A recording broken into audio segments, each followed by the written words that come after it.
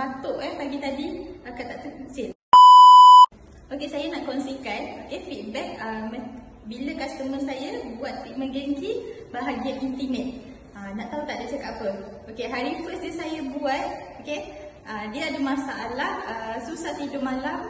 Lepas tu dia terkucil, waktu bersin batuk. Lepas tu dia masalah tu lah long.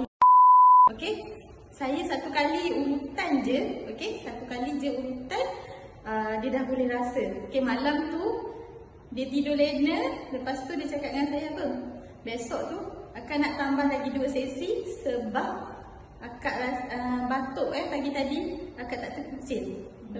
Lepas tu akak rasa lain macam saya tak tahu dia buat apalah. Okey, lepas tu lepas tu dia terus nak ambil 2 sesi.